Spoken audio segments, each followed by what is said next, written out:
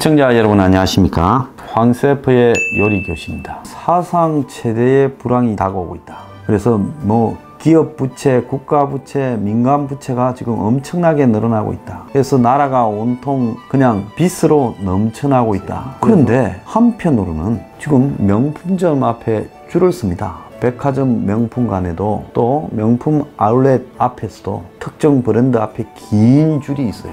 요 며칠 전에 지금 스위스의 고급 시계들, 롤렉스, IWC 같은 아주 고급 시계들이 불티난 듯 미국에서 팔리고 있다. 이런 말이 있었습니다. 또 다른 보도에는 고급 소파, 한국에서 고급 소파가 5천만 원에서 3억짜리 이태리 수제 소파가 요즘 또 급증을 했다는 걸 판매가요. 또 다른 한편으로는 삼성이 세계 고급 TV 시장을 30% 장악했는데 특히 삼성의 아주 최고급 SHUD 고화질 대형 TV들이 불티나게 상류층에 미국, 유럽 등에서 팔리고 있다고 합니다. 자, 여기에 도대체 어떤 배경이 있을까? 자, 상류층들은 부가 그들에게 집중되면서 남는 돈을 요즘 해외여행도 못 가고 또 사람이 많은 백화점이나 이런 데 쇼핑하기도 그렇고 하니까 그냥 한 방에 수천만 원짜리, 수억짜리 시계를 사거나 소파를 사거나 이런 거 한미 상류층의 행태는 이해가 가는 측면이 있어요. 근데 과연 백화점 명품점 앞에 줄을 서는 사람, 또 교회에 있는 아울렛 명품점 앞에 줄을 서는 사람들은 그들이 진짜 부자라서 그럴까요?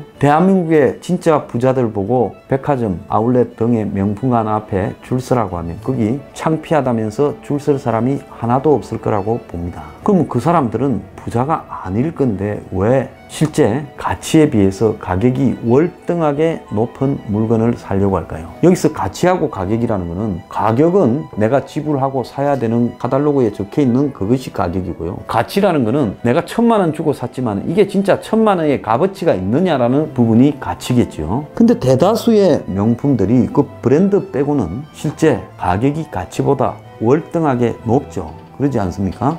옛날에는 명품 가죽을 가지고 수제라도 만들었지만 지금은 명품 중에서도 중국 등에서 만드는 것도 많고 또 명품 중에서 진짜 좋은 가죽이 아니라 비닐 같은 그런 합성 수지로도 명품을 만들기도 하는데 그걸 명품이라고도 삽니다. 근데 옛날에는요, 사람들이 합리적 소비를 했습니다.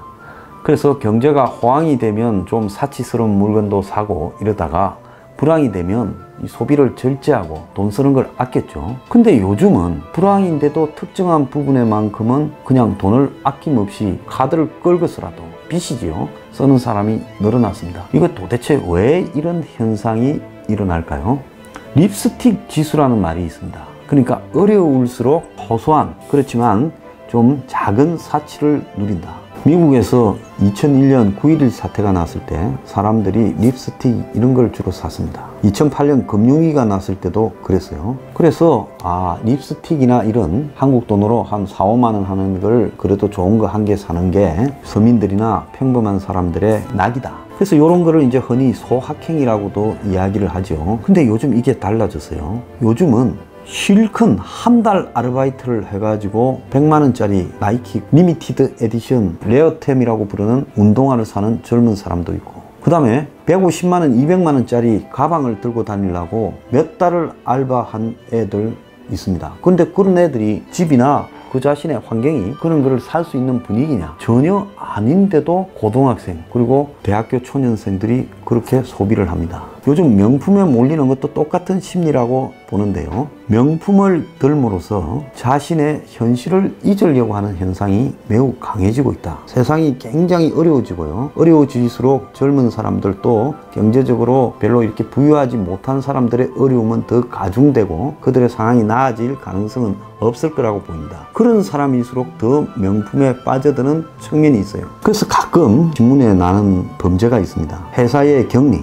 여상이나 이런 데를 나와가지고 회사에 여자 격리를 하다가 회사 돈을 조금씩 빼내가지고 나중에 보면 몇 천만 원 매덕을 썼어요. 근데 어디 썼냐 하면 돈 다 써버렸어요. 주식을 산 것도 아니고 명품 사고 사치한다고 다 써버린 겁니다. 그럼 왜 저런 일을 할까? 끝이 뻔한데 왜 저럴까? 이해가 가지 않는 측면이 있죠. 자, 그거는요, 자신의 다람쥐 쳇바퀴 도는 듯한 출구가 없는 답답한 삶과 그리고 명품을 몇 가지를 가지고 있음으로써 그 명품의 세계에 가서 사는 자기는 또 다른 자아가 되는 겁니다. 그것을 뭐 하려고 사겠습니까? 과시적 소비. 즉 과거부터 부자들이 남과 자기를 구별짓기 위해서 아주 명품을 사고 입고 들고 다니고 좋은 집을 짓고 해서 구별짓는 데 했는데, 요즘 부자들은요 그냥 미국에 보면 청바지 입고 터틀넥 들고 다니고 명품을 일부러 안 들고 다닙니다. 그런데 부자가 되고 싶은 욕망에 가득 찼지만은 결코 부자가 될 가능성이 없는 젊은 사람들이 미래를 생각하지 않고 명품의 세계에 빠져들어서 그것을 인스타그램 등의 SNS 상에서 남에게 보여주고, 또 직장이나 이런 걸 마치고 저녁에 어울릴 때 그런 것들을 들고 다니면서 자신이 마치 부잣집의 외동딸, 재벌집의 맏며느리 같은 모습을 노출시키려고 노력을 합니다. 그래서 요즘은 직접 만나서 소통을 맺는 인간관계는 극히 한정이 되지 않겠습니까? 그런데 대다수의 인간관계는 SNS 등을 통해서 자신을 일방적으로 알리는 가상, 허상의 세계에 몰두하죠. 그래서 항상 좋은 카페에 가서 맛있는 퓨전 음식을 먹고 또 명품을 이렇게 들고 쇼핑하는 장면을 노출하고, 이름으로써 자신을 지켜보는 다른 사람들은 쟤는 얼마나 부모를 잘 만나서 저럴까, 얼마나 전문직 직종을 갖고 있으면 저렇게 행복하게 살까. 그래서 자신이 실상에서 누리지 못하는 행복을 남들 앞에는 마치 행복을 누리는 사람인 것처럼 보여주려고 하는 가짜 자기의 세계를 가지는 것 같아요. 이런 세계는 미국의 디즈니랜드하고 비슷합니다. 디즈니랜드에 보면 이 디즈니 만화에서 보는 아무런 걱정이 없고 동화 같은 아름다운 세상이 펼쳐지죠. 애들도 그 환상을 즐기러 디즈니랜드에 간다고 봅니다. 근데 그런 환상은 애들 때 끝나야 되죠. 근데 이제 성인이 되어서도 자신에게 불행은 없다, 나에게는 행복만 있다라고 남한테 보여주려고 하는 사람들이 너무 많다는 거죠. 인스타의 세계에서는 불행은 없고 행복한 재벌 딸들만 있다, 흔히 그렇게들 말을 합니다. 고급 외제차를 몰고, 그리고 주말에는 호캉스를 가고 가끔씩 해외 리조트에 가고, 그리고 좋은 백과 좋은 옷을 입고 항상 소비 생활을 즐기는 그런 모습들만 인스타에 놓습니다. 그래서 이렇게 재벌 딸인 척 사는 그 여성들 중에는 일부는 요즘 바디 프로필이라고 해서 인스타그램 등에 이 필라테스라든지 폴댄스라든지 그 다음에 머슬 이런 대회에 나가는 듯한 모습, 또 PT 근력 운동 등을 한다면서 거의 손바닥만한 티, 팬티를 입고 자신의 몸을 노출시키거나, 또 해외 유명 리조트 등에 가가지고 비키니만 입고 자신의 모습을 노출시키는 사진을 올립니다. 또 남자애들도 마찬가지예요. 그렇게 하는 애들이 있어요. 자, 호화로운 소비의 가상의 세계, 명품차와 명품백, 그리고 자신의 몸을 가다듬는 사람. 자, 세상에 이걸 다 만족시킬 수 있는 한국 사람은 0.001%라도 있을까요? 그럼 이 두 개 사이에 연결되는 부분은 뭐겠습니까?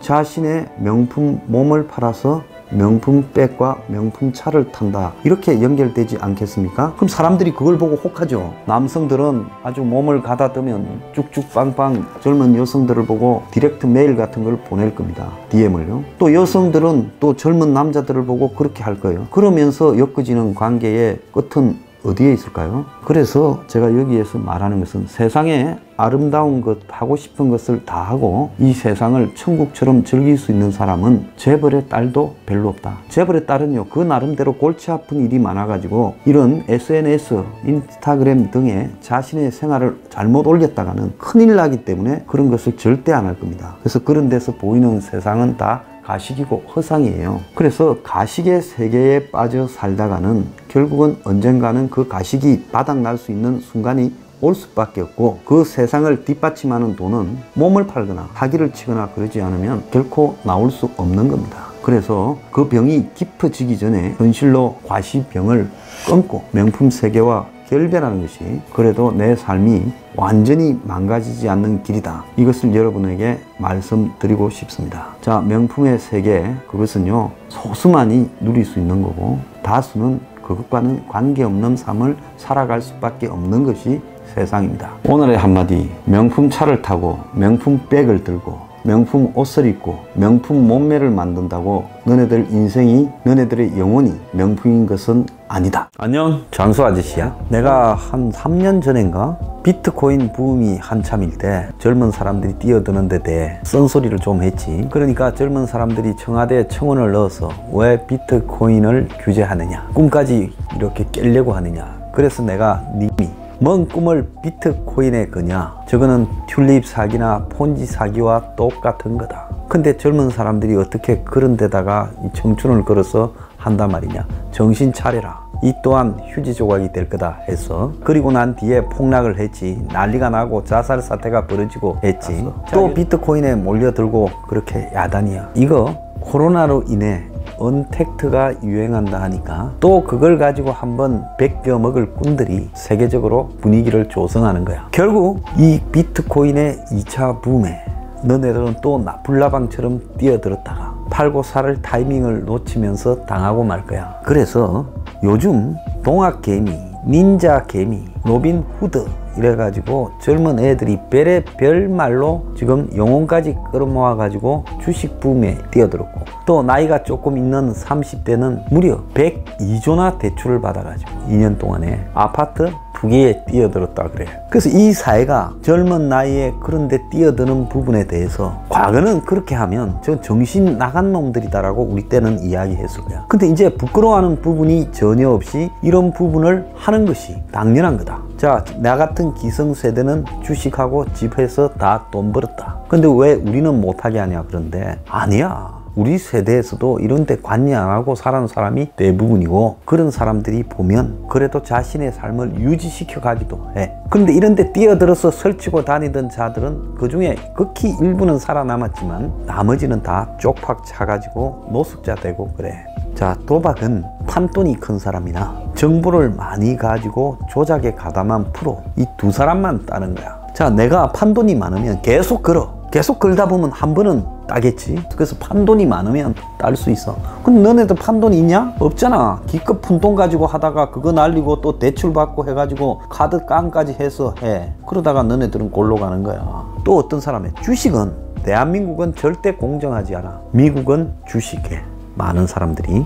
한국은 부동산을 해. 왜? 부동산이 상대적으로 주식보다는 정확하니까. 그런데 주식은 그야말로 언제 사고 언제 팔지를 안다라는 게 거의 불가능하고, 또 주식은 작전이나 공작이 개입 안 한 주식이 거의 없어. 그렇기 때문에 대중이, 그냥 젊은 사람들이 또 청년들이 이런 주식에서 언제 사고 언제 팔지를 안다라는 거는 시중에 떠도는 이야기를 듣고 주로 결정하기 쉬워. 근데 시중에 떠들 때는 이미 꾼들은 다 팔거나 빠지거나 할 때야. 그래서 그들이 벌어들이는 돈에 너네들이 미천을 댈 뿐이라는 거야. 주식시장은 제로센 게임이야. 누가 주식시장에서 100원을 벌었다 하면 누군가는 100원을 잃은 사람이 있는 거야. 즉 머니 게임 시장이라고 봐야 돼. 요즘 20대 26살 먹은 청년이 200억대 주식 부자, 그 집에 어떤 집인지 봤니? 그네 아버지 엄마가 외국인 정권회사에 다니는 집의 애야. 그리고 어릴 때부터 애한테 주식을 시켰대. 자기들이 벌은 돈으로 애한테 주식을 시켜서 자기들이 주식 투자하는 거지.